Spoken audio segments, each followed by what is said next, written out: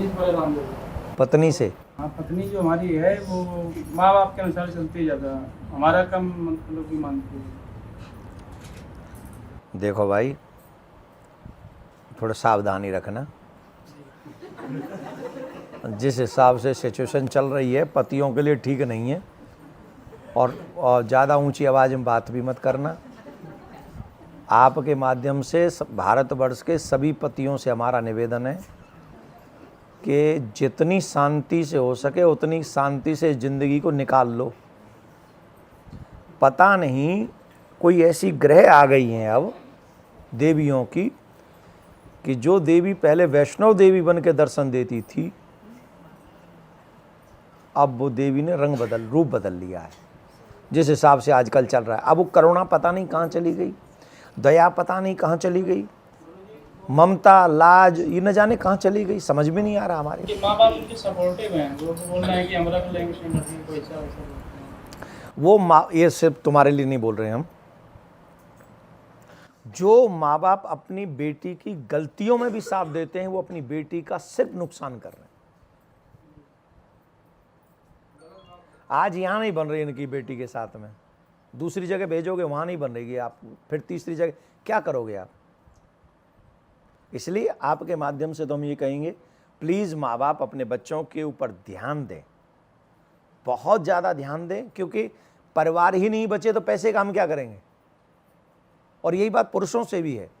अगर कोई स्त्री आपके घर में भजनानंदी है, भजन करती है, परिवार चलाती है, तो हमें ज़्यादा अहंकार, ज़्यादा हेकड़ी नहीं दिखानी चाहिए। गुरुजी कोई अमल नहीं हमारे पर। हम क्या कह रहे हैं, इन सब चीज़ों का ध्यान रखना चाहिए, और इन सब चीज़ों का ध्यान रखकर पति पत्नी दोनों ही अपनी ईगो को शांत करके फिर हमको आगे बढ़ना चाहिए, और इसी से परिवार चलेंगे। और जो माँ बाप हैं उनसे हमारा निवेदन है, भैया अगर बुराई में भी आप अपने बच्चों के साथ खड़े हो जाओगे तो जब घर टूटेंगे तो उसमें जिम्मेदार माँ बाप भी होंगे। और सास ससुर से भी निवेदन है, दूसरे की बेटी को भी अपनी बेटी समझो, जिससे बात बनी रहे। ठीक, राधे श्याम। राधे श्याम। मैं दिल्ली से आई हूँ, मेरा नाम माला है जी। एक बेटा है गुरुजी, और विडो लेडीज हूँ। बेटे की ना एज ज़्यादा हो गई है, 35। तो वो कह रहा है मम्मी शादी नहीं करूँगा। गुरुजी भी मना करते हैं। मैं मना करता हूँ? नहीं, मतलब ज़्यादा एज हो जाए। अरे नहीं, वो तो 40 के बाद मना करता हूँ। हाँ, अच्छा।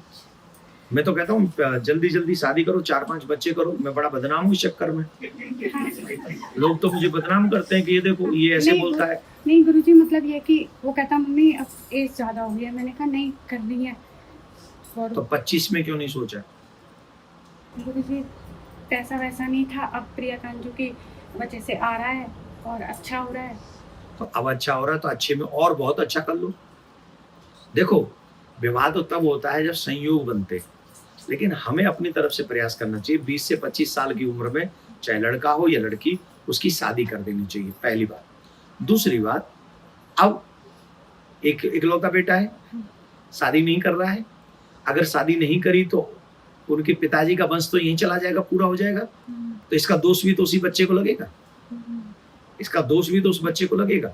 इसलिए उस बच्चे को कहो जितना जल्दी हो सके शादी करे, संस्कारवान बने, और एक सुयोग्य संतान, एक नहीं 2, 3, 4 जो भी हो जाए, उसके ठाकुर जी कृपा के अनुसार एक को बाबा जी बना दे इन जैसा, और एक को नेता बना दे कुछ मतलब अच्छा वाला, और एक को जज बना दे जो सबके साथ न्याय कर सके, और एक को अच्छा पुत्र बना दे श्रवण कुमार की तरह।